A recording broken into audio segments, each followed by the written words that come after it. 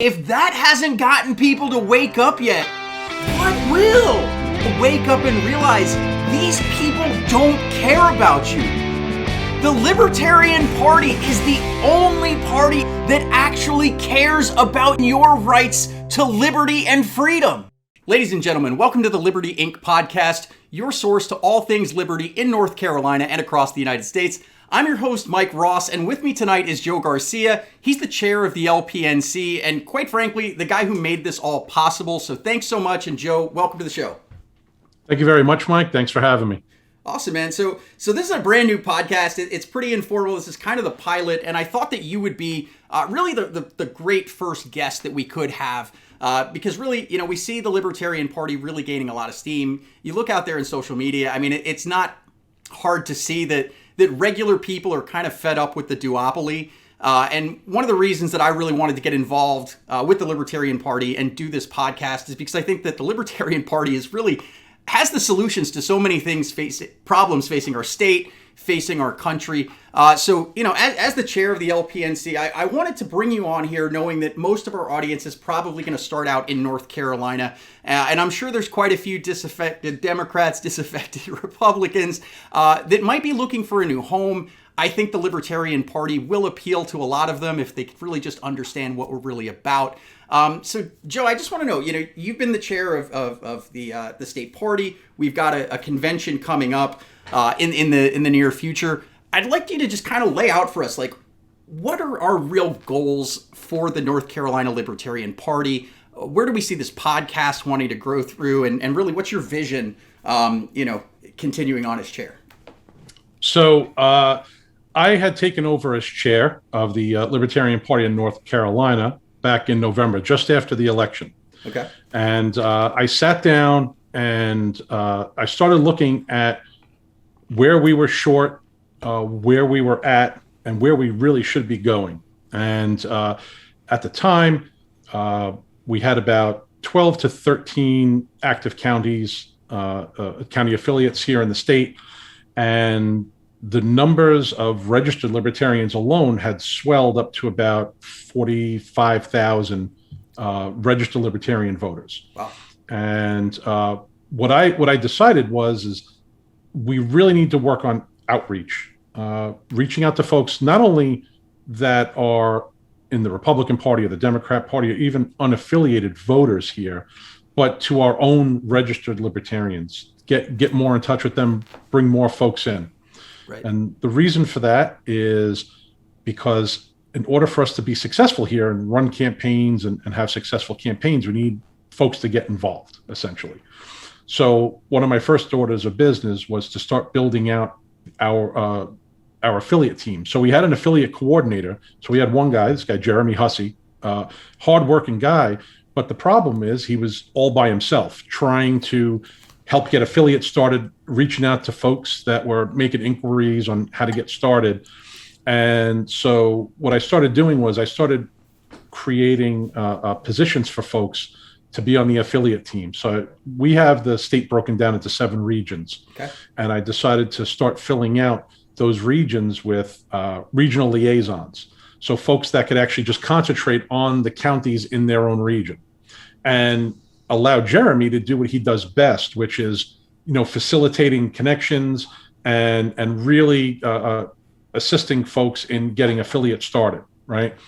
And since we've done that, so far, we've picked up 4 new county affiliates here in North Carolina, and we have another, I think, 4 to 5 that are kind of in the silo waiting to go. They're just trying to figure out meeting dates and get their paperwork in order and all that stuff. So that's really good. We're trending the right way in that direction.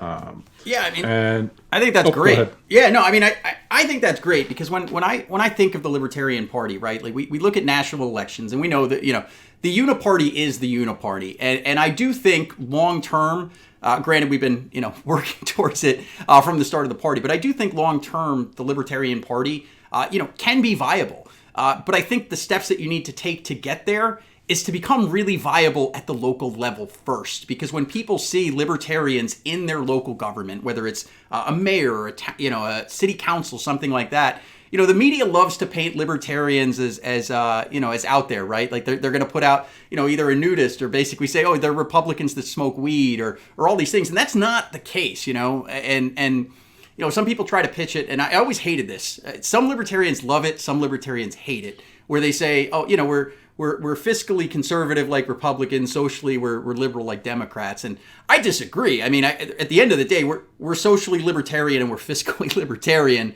but that's hard to kind of crack through. And I think if people were to see, hey, my local mayor is a libertarian, he doesn't seem crazy like the media is pointing it out to be, or like the now the federal government is saying we're all domestic terrorists, right? That's the new thing. So I mean, I that excites me to hear that local affiliates are starting.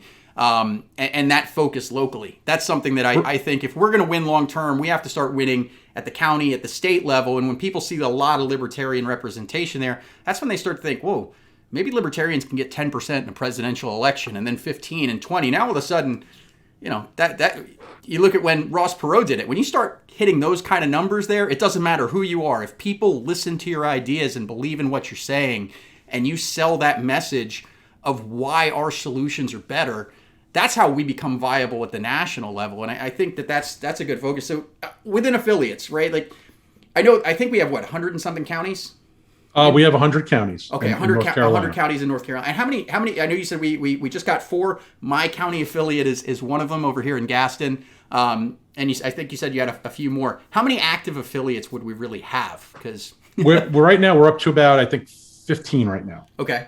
Okay. So I agree with you. So there's a couple of things, right? So we want to run libertarian. If I had a chance, I'd run a libertarian in every election throughout the whole state, no matter what the position is, right? But is that really effective in the long term? No. And the reason why is because you really need support. I personally feel that we need to be starting out at the local level. Not that we shouldn't run people in elections, like House seats and whatnot, and governor, of course, U.S. Senate. But we really need people to start running for their local board of education, their town board of commissioners, their county board of commissioners, soil and water, whatever it might be. They need to start out small. Even if, run for a spot on your HOA, right? I know it sounds crazy, and people laugh at that. I'm on my HOA board, so. Right. But what happens now, right? Now you end up building relationships with folks in your HOA. Right? Yeah. Now you could take that and maybe run for something on your town board, right? Like your town board of commissioners or something to that effect. Or if there's like a planning board for your town or a planning board for your county, whatever it might be, you start going into those roles, roles that aren't necessarily partisan roles. Right. And people will get to know you because you start to work with more and more people. And like you said, what'll happen is, the media, for the most part, tries to paint libertarians as these, tries to paint us as like extreme and these off the wall people, right? So there's a meme, and the meme, the top half of the meme is some guy, that they're painting as a libertarian. They, I want recreational McNukes, because, obviously we're against, gun control, right? But in the bottom half of the meme, it's a guy at a town board meeting going, hey, why can't I paint my shed? Yeah. Right? That's what we really want. Like, why can't you collect rainwater?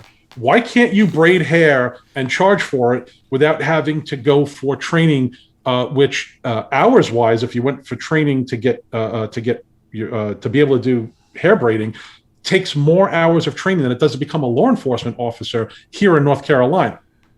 Okay, it's pretty ridiculous. So that, these are the things that we think about, right? It's like we're not crazy. We're just trying to lift the restrictions on our lives, right? We want to lessen or get rid of as much taxes as we can. We want to make people as free as possible, right? Our mantra basically is, and this is kind of from Matt Kibbe's book, right? His famous book, "Don't hurt people, don't take their stuff," right? That. And the government how tends would you to hurt find people. An American that would actually disagree with that too? If you take down the core libertarian message, don't hurt people, don't take their stuff, I feel like you'd be hard pressed to really find anyone who you say that to and they're I disagree with that.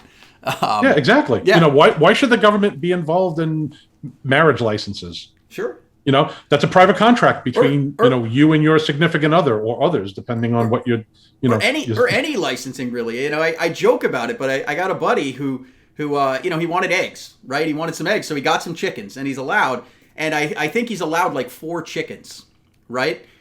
But he got 6 because he was nervous. Sometimes chickens die when you buy them at it. So he bought 6. Well, it turns out all 6 of them lived. So now he's like, well, I can't register my chickens because I have more than 2 more than I'm supposed to. But to me, that whole idea, like, you tax us on our property, you tax us on our income, you tax us on capital, on all these things. You're collecting all this tax revenue, and not to mention, policing for profit that happens in every community of every color, of every socioeconomic stat. Like, it's policing for profit, and this whole idea of like, I have chickens to get eggs to feed my family. And the government wants you to register and pay. Like, you literally cannot feed yourself without government intervention, even on local levels. And libertarians just say, like, enough, this is stupid. For hundreds of years, if you wanted chickens and you had the space and the availability, raise some chickens, right? Like, eat them, use eggs, whatever it may be. And, that's just, the government got that little bit of power with this registration, and they've just taken it to everything. You got to register, like, as you said, you want to braid hair, you got to have this. You want to, cut hair, cut hair, you got to do it. You want to do nails. My niece owns a nail salon. All these things, and it's just a racket. You're basically just, the government's coming in saying, even if it's federal, local, the government's coming in and saying, you're not allowed to do that, but if you pay us some money, we'll let you do it. I mean, if you really think about it, it's kind of crazy. So, going back to licensing, really what you're talking about is you can braid hair all day if you want and do, 25, 30 people's hair all day long, no problem. The second that you decide to charge for it is when it becomes a problem with the government. And that's when you need a license. And that's when you need to go for, I think it's 900 hours or so of training in North Carolina, which I don't recall offhand, but I know that's like at least a couple of hundred hours more training hours than you need to be a law enforcement officer here in North Carolina. How ridiculous is that? I mean, it's pretty crazy. And you think about it, I think you would think that government as a whole, especially in our structure where they tax us, right? Government, you would think, would want people to make more money because then they could steal more of it from you. But what you end up have is you have these politicians that talk all their game about ending the war on poverty. Yet you've created this barrier to entry that makes it hard for poor people to actually get started in some kind of career that or business venture that could elevate them through, up to the middle class and gain access to that. And it didn't used to be like that, right? Like, I think back, and I know for anybody watching, I know you hear Joe and you're thinking North Carolina, and you probably hear the New York. Joe, it's hard not to, but my family's from New York too, and people don't know this, but my grandparents on my father's side actually came to New York City from Puerto Rico back in the 1920s. Okay, late 20s, and back then, my grandfather didn't speak a word of English, came to New York. And what did he do? Well, he cooked in Puerto Rico and he made really good food. So what did he do? Yeah, I'm going to start a restaurant, right? And if you look at that, in today's world, with everything that goes on with the expansion of government from, the 1920s to 2021, I don't think my grandfather could have done that now. The barriers to entry just due to government fees, licensing, and health inspections and all these things. And I mean, I get it. Someone who hasn't broken their relationship with the state yet will say, well, we want to make sure that people don't get sick and, that things are healthy. Well, guess what? I mean, the market will take care of that, right? If you walk into a restaurant and it's disgusting or the food's bad or you just don't eat there. Like that's the thing that with the increase in big government, to me, it's a lot of it is a nanny state that, if you just let the free markets do what they're going to do, they'll solve most of these problems. So you're going out there trying to fix it. And the reality is you not only not fix it, but a lot of cases you either make it worse or you make something else worse in order to try and get some marginal benefit in that thing. And that's the thing that I don't think a lot of people realize. Like, they think, oh, libertarians, we hate government. It's not that we hate government for the sake of hating government. It's that when you think through these policies, right, we want the same things as most people, right? Life, liberty, happiness, the pursuit to improve our lives, that of our family. I don't think anybody doesn't want that. I think where we just disagree with both Democrats and Republicans is how to get there. And that's the kind of thing that, you've been kind of in the party for a lot longer, and I love that focus. Is that something, if we talk feasibility within North Carolina or broader, right? Because there's certain things that are kind of at the state level where even if, you get a sweep at a town hall or something like that, a lot of times the licensing is with the state. So it's not like you could even get in there and say, hey, we've got a libertarian, committee that runs for office and wins in a small town. A lot of cases, they're even kind of limited, right? Because if it's a state kind of thing, so what's kind of, what are we, in your opinion, right? Because, I don't know if there's really been, a libertarian, government big enough for us to really do any more than kind of leaning on the teachings and theories of economists before us and everything else. But I mean, if we wanted to make the change, right, and say forget national for a minute. I'm not saying forget national, for the big term, but if we look at it here, what would it really take, in your opinion, for us to really make that kind of change, where we take something like business licensing and use your example of hair braiding, right? We take a single issue and say, let's just try to, let's not try to do all businesses for now, but let's kind of look at this. If we wanted to actually change that here in North Carolina, what do you think that would take, and what kind of time frame do you think it would take for us to get that kind of tangible change in our state? Well, I mean, time frame, I'm not really sure. Right. But what it would take is getting more people involved, right? Getting people off their couches, out from behind their keyboards, and getting involved, and maybe getting draft legislation written up, or get somebody to back the repeal of, whatever laws are already in place. It's things like that, right? Like, for instance, there's a bill that's up, I believe it's called Kelsey's Law. I think it's House Bill 213 here in North Carolina. Okay. And what that bill is all about, essentially, is it's based off of a case where there was a young girl that was, I believe she was kidnapped. And the point of the bill is to try to get location data from telecom providers here in North Carolina, right? But here's the thing. It sounds like it's a great idea, right? Because look, I have kids, right? I have a daughter, I have a son, and universe, I hope that nothing ever happens to them, right? And something like that would never happen to them. I don't want that to happen to anybody's kid, right? Who would? But here's the thing, right? So now what happens is a telecom provider cannot opt out of this program. They have to have somebody available, whether it's one person or multiple people, available to answer the call of law enforcement 24 hours a day.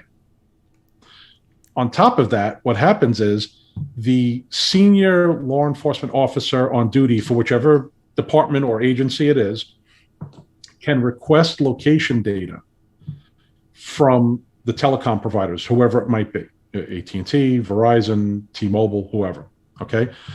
And then from my reading of the bill, what happens, so there's no warrant involved. It's just a request. They say, hey, we have X going on. It's a kidnapping, a homicide, whatever it might be. Right. And, we need this data for this person for, the last, however many hours or whatever it is, right? Now, most people would look at that and go, all right, so what's the big deal there, right? They're just trying to find somebody. Right. The problem is that the bill does not specify crimes that this could be applied to. Okay. The other thing is that since there's no warrant involved, that means that there's no judge involved in the beginning of the process. Now, what happens is that from my reading of it, is that after the request goes through and the data is supplied, then this has to be brought before a judge within 72 hours, and then the judge decides whether or not that could be used as evidentiary material. but there's nothing stopping the request, and there's nothing stopping the turnover of data. Not to mention that there's nothing stopping the abuse, and people don't want to think about that, right? But I mean, I was looking over, and I forget what state it was in. You may have heard it, because I think, I know you've got a law enforcement background, and essentially it was a cop who was for years planting drugs on people, and something like 400 people that he arrested, a bunch of them just innocent people. And I mean, he's now, of course, going to hopefully face some consequences, but all these people who were locked up by the state because this guy, was being, just a bad cop. Like, I don't know how you put it any other way than just being a bad cop, right? But that, can you imagine, right? And then I saw, and then we saw the other one where, thankfully the Supreme Court ruled on it, where, a cop used some information, sold it, and I was scared on that one, where they're like, okay, well, why did the Trump judges rule with the liberal judges on that one? They look at it. I'm glad they did, because essentially the precedent that could have set, the government always does that, right? Like they come up with a law or a regulation because, hey, this is something, either there was a tragedy like the case with this one, or something here where they're like, well, this law could prevent that, but they write those laws so vague, they don't put guardrails and safeguards. And the reality is, I mean, Joe, there's shitty people in the world, and to think that there's not going to be shitty people in every profession, cops included, is kind of just silly. And if you know that there's shitty people, why do you want to give shitty people that kind of power where they can access anybody's location for any reason with no judicial safeguard, right? Like, what if that person who, you kind of combine that? What if, in that case, it was someone who was bribing a cop, right, to go on there and use license. Can you imagine, what if a cartel or someone like that who's trying to do harm to someone bribes a cop, gets that location, and now this law enabled a crime that previously never would have been possible just because someone was able to buy a cop in this case who had access to that system. And that's the big thing that people don't get about government when I see on both Republicans and Democrats that I talk to, is they think, okay, well, we're giving the power to the state because we've got this good reason, right? But when have you done that and not, 20 years later had to go back and say, well, boy, I know we had a good reason for this, but sure, people have now exploited this. Well, look at the Patriot Act, right? Yeah, the Patriot Act, So you brought up, obviously, I'm former law enforcement, right? As Michael mentioned. Sorry if you. That's all right. I didn't think that's you right. No, minded. people know. Yeah, people know. So I'm a former New York City police officer, and I retired as a detective. Okay, I was active during 9/11. Okay, yeah, and I lost 2 family members in the towers. All right. And then what happens after 9/11? They come up with this great thing called the Patriot Act, right? Because if you name it something patriotic, it's good, right? It's got to be good. And you would think that the public, forget about lawmakers, because lawmakers have their own agenda, and we're not part of it, right? Right. It's a big, like George Carlin said, it's a big club. We're not part of it. Okay. And you would think, though, that the public would see something like this after we've gone through everything with the Patriot Act, right? And say, no, there's no way we could do this. But they have fallen for it again. They're going to fall for it because it's named for a kid. And listen, man, my heart goes out to the family, whatever they went through, whatever they're still going through. My heart goes out to them. Like I said, I would never want that to happen to anybody's kid. Trust me. I got a 9-year-old, man. I mean, I'm with you. Listen, yeah. I did 20 years as a police officer and a detective. I've seen some really bad things happen to kids and to families, and I don't want to wish any of that stuff on anybody. But if you don't realize what you're giving away every time a law like this comes out, you have to step back. You have to just, I know it sounds a little cold, but you do have to step back and really take a look at it for what it could be. Just think of the abuses that can happen here. Because if you look at the bill also, there's nothing that has any sort of penalty in there if it's abused, right? So, if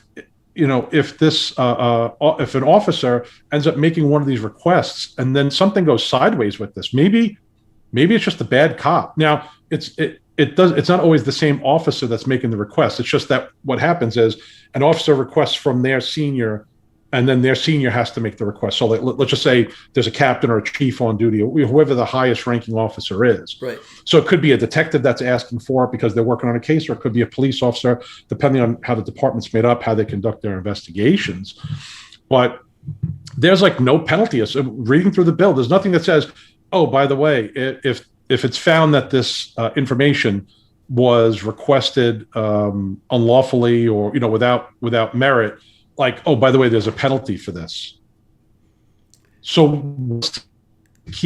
where's the check to keep officers, detectives, sergeants, whatever, from making just bad requests? Maybe it's somebody that's checking up on an ex-wife. Maybe they're doing their friend a favor, right? Maybe their wife left town because they couldn't stand their husband anymore, or vice versa. Yeah. And then, oh yeah, my husband's missing, and who knows? Maybe they're just doing them a favor. Hey man, I know that you're a cop. Can you do me a favor? Can you try to find out where my wife is? Try to track her down. And the funny thing too is, I know we're talking hypotheticals, right? It's not even law yet, or but knowing our government, it's going to be law. Right? The reality is, it's probably going to be law. I don't know. Maybe I'm too pessimistic, but you look at that scenario where, a judge has to rule on it in 72 hours. But and I didn't read it in depth that you did, but it's something that I kind of looked into. But what about transparency, right? Like, we wouldn't even, from what I saw, there's nothing in there where they have to let people know, hey, the cops requested it. It looked like there was a safeguard where, like, if a cop does something dirty with this, right, and gets somebody and finds out, there was no probable cause, chances are that person can get out, right? If they have especially if they have a good lawyer. But what if what if you look at it and they do that search and, in that case where, let's say it's the cop and, he's looking for his own wife, right? Because cops are not perfect people. I'm sure there's some cops who beat their wives and do all kinds of, horrible things. But if they use it for a wrong personal thing, if that person doesn't even know that system was used and, he just shows, oh, I found you somehow, right? That person doesn't even know that the state empowered the violation of your privacy, right? Like, if you were hiding from this person and they found you, like, even if that person like survives and there's no violence or anything, if there's nothing to even notify the public, hey, this is being used, that almost creates a system where it encourages more abuse, because it's like, hey, if I abuse this, I'm probably not gonna get caught, right? And that's one of the things. Somebody. An officer requests that data on you, and let's just say it's not used. Let's just say that they don't use it. You wouldn't know. Or if it was used, you wouldn't even know until you got to court, right? Because they'd have to turn that over if that was the evidence that they're part of the evidence that they're using against you. Yeah. You probably wouldn't find that out until discovery in a trial. That's it's mind-blowing to me, because the thing is, I think the average person, and this has been something I've been guilty of, right? And I think it's probably more common with libertarians than probably other parties, right? But there was a reason that I was basically like, what was my support of the Libertarian Party? Well, I'd vote, and I'd talk to people casually about why it was there. I think we have a common trend among libertarians. We have general distrust for government, right? Or dislike of government. And that's one of the things is that I struggle with, is like, and I've talked to it with even some libertarians, right? Like, they care about libertarianism, but they don't want to be involved, right? Like, they don't want to be a part of that system. And the reality is, if we don't play the game, we don't even have a chance of scoring any points, right? So, yeah, to that point, I've spoken with a lot of libertarians that decided that they don't want to vote because they don't want to vote for their master, right? And they don't want to vote for they don't want to vote for somebody to be their neighbor's master. Right. But what I say to those people is, it doesn't make sense, because there's a system in place currently where no matter what you do, somebody's voting for your master, right? So why not get involved, and why not vote for a libertarian? Somebody who wants to cut back the state, right? They want to, listen, it's not going to happen overnight. Let's be honest, right? This is, unless libertarians got elected across the land, right, from county all the way, from town to county to state to national levels, change is not going to happen overnight. It's definitely not. It's got to be beat back a little bit at a time. That's the only way we're ever going to get anywhere. And we need every libertarian possible, right? And this goes back to why I feel that it's things like this podcast that I wanted to do for the Libertarian Party of North Carolina, to outreach to, and hopefully in the beginning, it's going to be our own registered libertarians, right? And the people who are already involved. But eventually, I really want this to get out to the unaffiliated voters, to the disenfranchised Republican and Democrat voters, right? Because there are people that, hey, you know what? They're kind of not really political, but, their mom and their dad were either Republicans or Democrats. And, they kind of just vote that way just because, right? And they've never heard of us, or they've heard, but they don't really understand. They don't understand what we're all about. And I'm hoping that something like this is that outreach tool that lets them understand what we're all about. Yeah. And, I think that's key. I mean, and granted, you're chair of the LPNC. I think what I'd want to see is more local libertarians getting involved. But I think one of the things that might be fearful, because I look back even at myself, right? I'm relatively new to being an activist, if you want to call it that, right? But I just look at it as, I believe in what the Libertarian Party stands for. I think that they have a better solution for life in America than either side of the uniparty. And I said, you know what? I want to get involved. But I think one of the things that made me fearful is, I'm a dad. I homeschool my kid. I run a business. I help out on the board of a charity.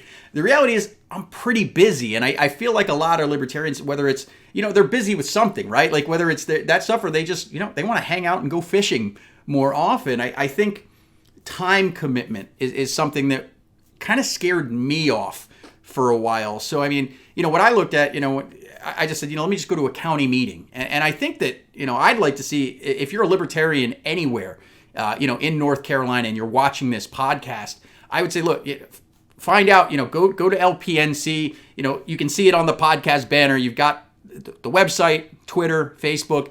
I'd say go in there and reach out because, I would think for most people, like, the time commitment is not what I thought it would be, right? Like I was afraid, if you're going to be an activist, you're going to be in it every day and having to do these things.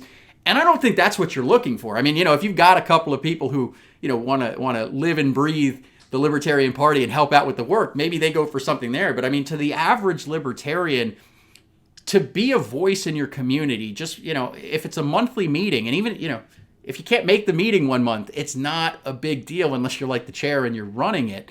What does that look like in, if you're a libertarian in North Carolina, either registered, but you haven't gotten involved in the party, what kind of range would you say, this is kind of the minimum amount of time if you actually want to come over and see what this looks like versus, you could take it all the way to the max and, maybe somebody hears this podcast and runs against you at a convention or something because they want to put in all the work you do.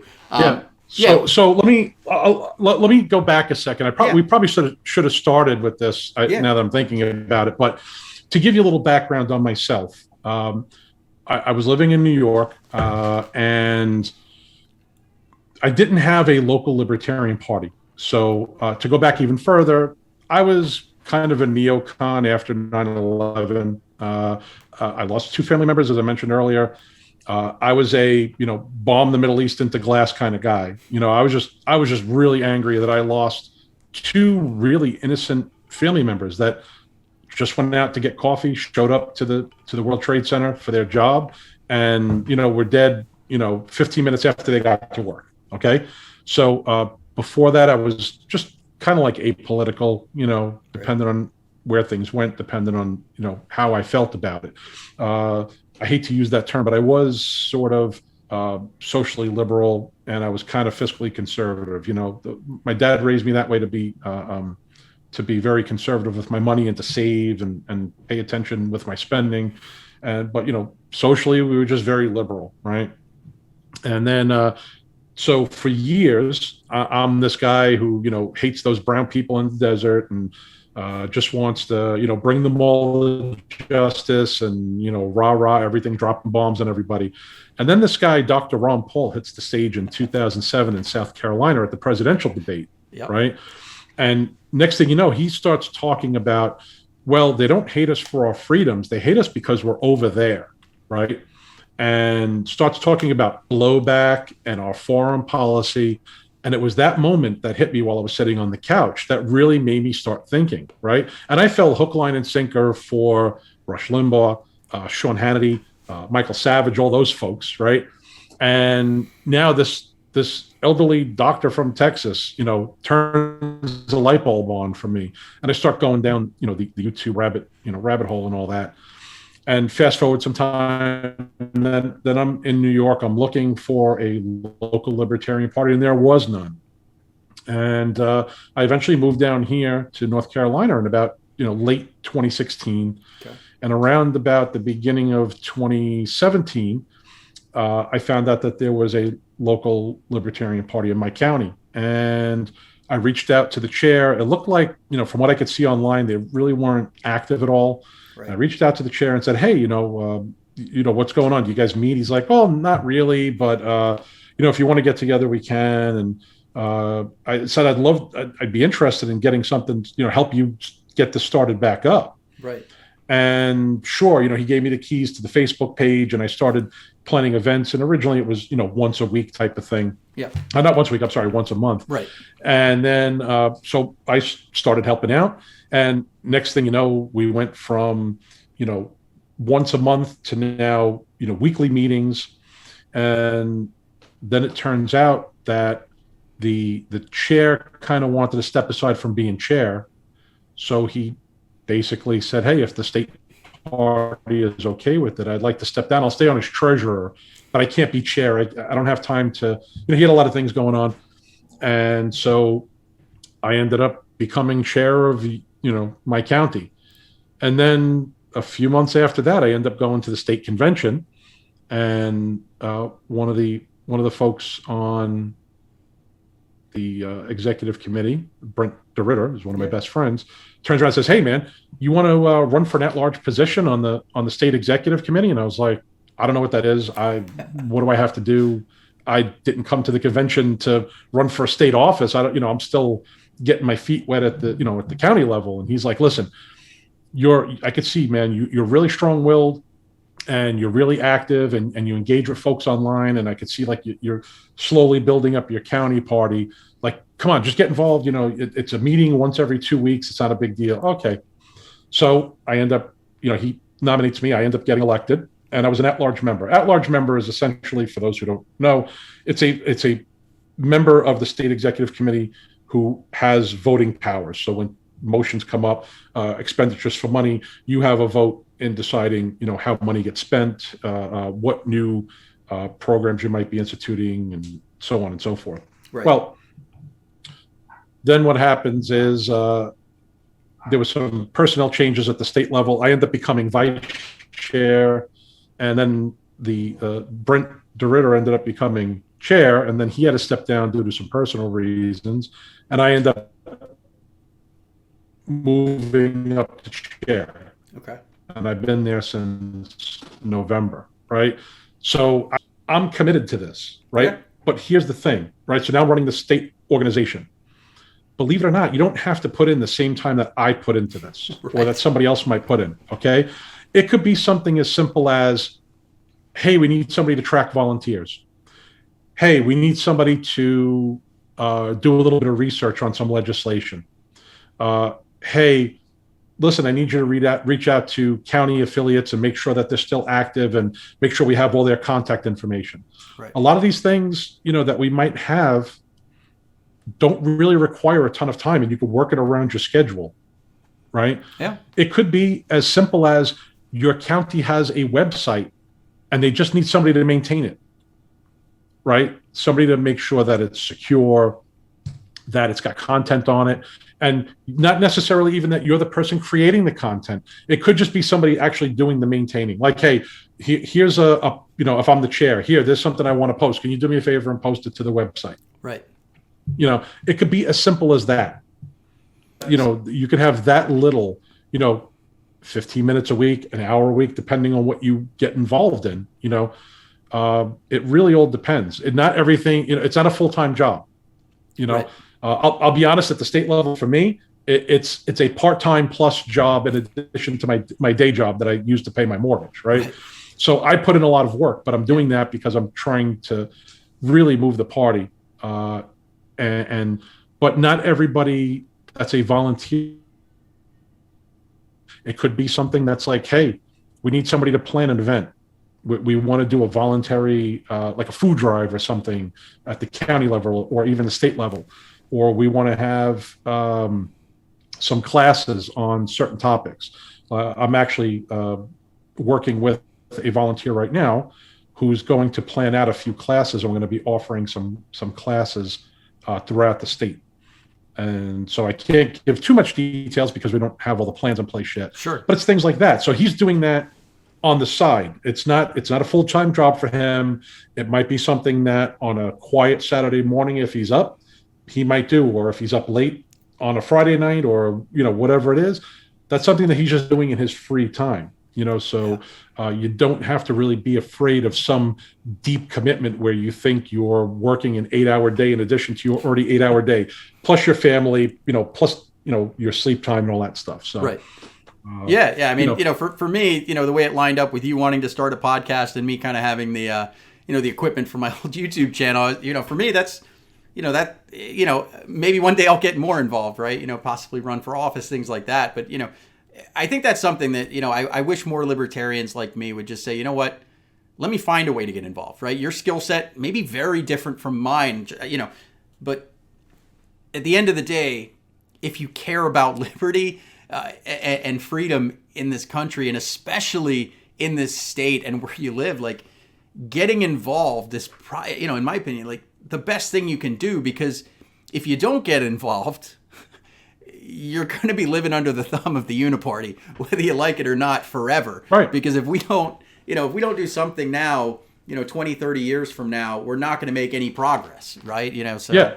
I mean, in our, even if it's getting involved at your county level, showing up to meetings, and if you guys end up running a candidate for some office, just giving them some support. I could tell you, I've worked on a couple of campaigns already in my time here in North Carolina. Right. Okay. And all I could say is I wish that we had 5 people, 10 people on that campaign that were able to do things.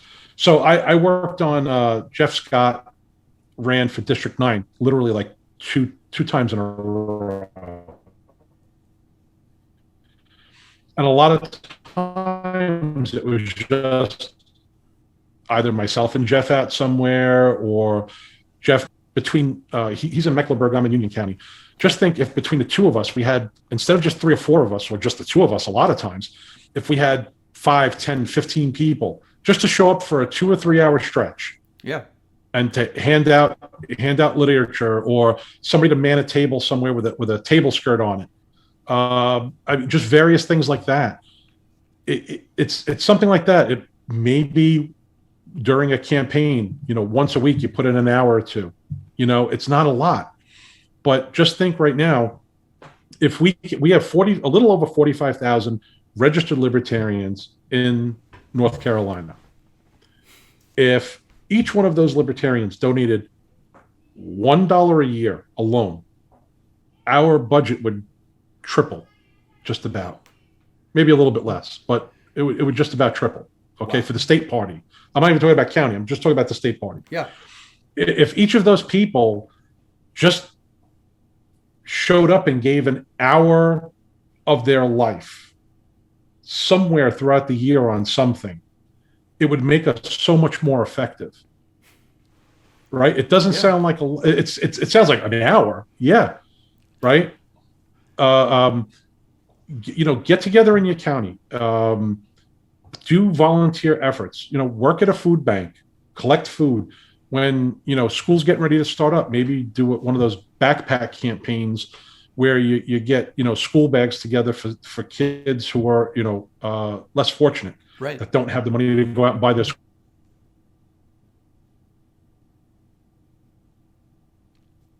here in Union County. It's a spay and neuter center, and they got a lot of animals there, and it's run by the county. Go there and just volunteer.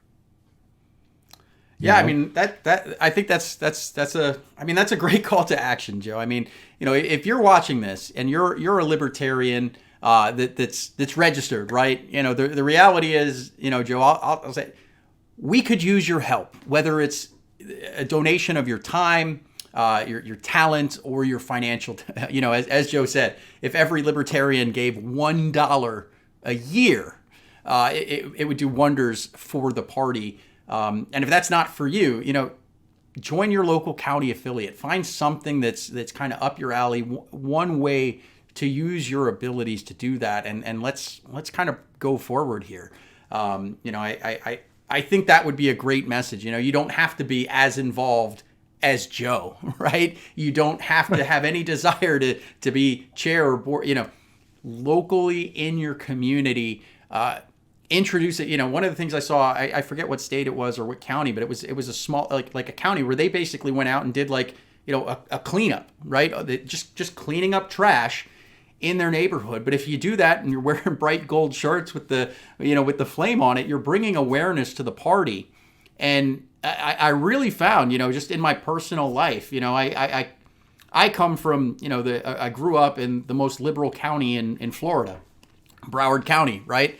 And that of course, played into my background to a degree, but it means that I've got a really good mix within my friends. I mean, I've got very conservative friends, very liberal friends. Like I don't care what your ideology is. I care if you're a good person, and that's really all I care about. At a personal level, if I'm going to spend time with someone, that's what I care about, is are you a good person? But I found that if you sit down, with somebody who's very far to the right or very far to the left, I feel like libertarians can really find common ground with almost anybody on something, right? And that's one of the things is, granted, it's all speculation because we've never had, libertarian policy kind of coming down from the top.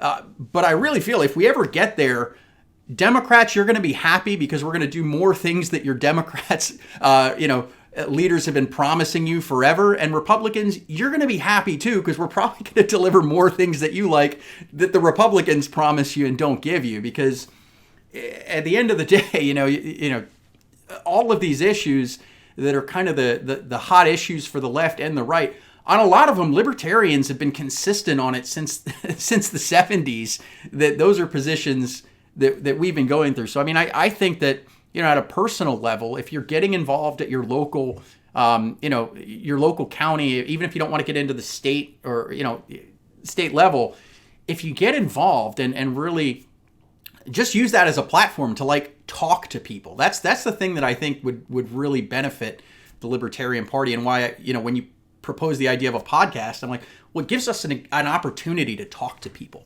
right? And over the course of the show, and Joe, you've been very generous with your time, so we'll wrap it up pretty soon. But my next guest that's coming on is actually Shannon Bray, who's running for Senate in North Carolina in 2022.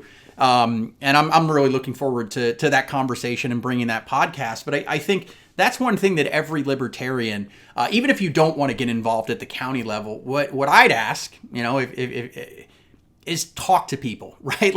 Just talk to people about liberty, because I can tell you that the media and the uniparty are going to spend the next infinite amount of time telling you that libertarians are either crazy or terrorists or whatever the thing is, because the reality is, I think the idea of libertarian government scares the hell out of both Democrats and Republicans, because they don't want to lose their power. Yeah, it's their power. That's what it comes and we're the down only to. Party that really wants power, just so we could not use that power on. We want the power to leave you alone. Yeah, exactly. I mean, they want to keep lining their pockets. They want to keep their positions of power. That's what it comes down to, right? It's a grift. I just want to get the yoke off my neck, man. I want to keep more of my money. I want to be able to, collect rainwater in my backyard if I want. I want more money back in my pocket, right? I want to be able to educate my children how I see fit, right? I want, so if I decided that I want to move my kids to another school district, another county maybe, to get them educated, or to move them to a private school or whatever it is, I want the money to follow them. If I'm going to pay something, right, in addition to paying your tax money, now if I want to take them to a private school, or I got to spend even more money. Why can't my money follow my kids? Yeah, and it's funny how that's one of the things where and maybe there's varying degrees of libertarians, and I being that this is a party podcast, I'm not going to get into the caucus fight, which I think is all a distraction if I'm being perfectly honest. But that's the thing where you see Republicans talking about school choice vouchers and things like that, which in a way is like I'd probably prefer that, because I sent my kid to a private school and now I do homeschooling, where it's like, all right, well, instead of paying for public school. But I'll be honest, that's not my optimal situation. My optimal situation is let's just not pay for it at all. Find other ways and other avenues to do it. And, if I'm going to pay for education, if I want to send them to a private school, I can. And that, But think about this, though. But you're homeschooling, right? You're homeschooling, but yet you're still paying taxes for education, right? Yeah. When you get old, when your kid's out of the school system, and you don't have kids in the school system, you're still paying school taxes. You're paying for education. Yeah. And I mean, that's a whole different rant and probably a whole podcast topic. Yeah, on its own. Yeah, it's on its own. Started on education, but I know I kind of got over kind of the initial point. I'd like to say, Joe, thank you again. What are kind of final closing thoughts from Joe Garcia? What would your final message to North Carolinians or anybody else here kind of be? So I'm going to speak directly to the registered libertarians here in North Carolina. The party is growing here in the state. Our registered voter base is growing.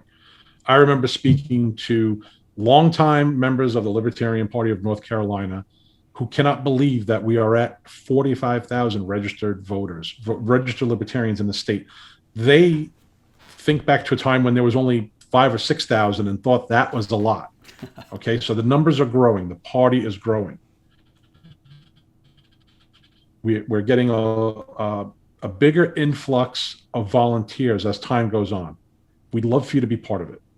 Like I mentioned before, if every registered libertarian gave $1 each, that would expand our budget. We'd be able to support more candidates, more programs, more things in general, more swag, T-shirts, banners, whatever it is. Yeah. Right. That would give us money to pay for fairs and, table at events and stuff like that. Like Mike and I was saying, get involved at the local level. If there's an active affiliate in your county, please get involved, even if it's just for the social aspect. Just to get together with local libertarians, people who, you line up with politically, right? Because we all know when you go out to a party or something like that, it's always your Democrat friends or your Republican friends. Well, now you can make friends with your local libertarians. And then maybe once you get involved with your local libertarians, maybe when they have something like they're running a candidate, or they're working an event, to help them out at one of these events for an hour or so, that's huge. An hour of your life, maybe once a month, once every few months, is huge. Okay? If there isn't an active county affiliate in your county, you could reach out to county_organizer@lpnc.org if you're interested in maybe helping us get an affiliate started in your county. I have a full team of folks that'll be willing to assist. Okay. If you're just looking to volunteer, maybe you have a skill set that you think might be helpful and you didn't know how to reach out to us. You can reach out to us at volunteers at lpnc.org. Okay, you can read. That's our volunteer coordinator, Ashley Campbell. She's dynamite. Maybe you're you're a web designer. Maybe you're a graphic artist. Maybe you've organized events in the past. Whatever it might be, maybe you've studied legislation and you understand how to research it and who to get in touch with. Reach out to that email address and let Ashley know, and then she'll let us know. We can get in touch with you. And most importantly, if you just want to get involved, get on our mailing list. You can go to lpnc.org/join, and that'll bring you to the join page, and you can get on our mailing list, and you can start getting emails from us.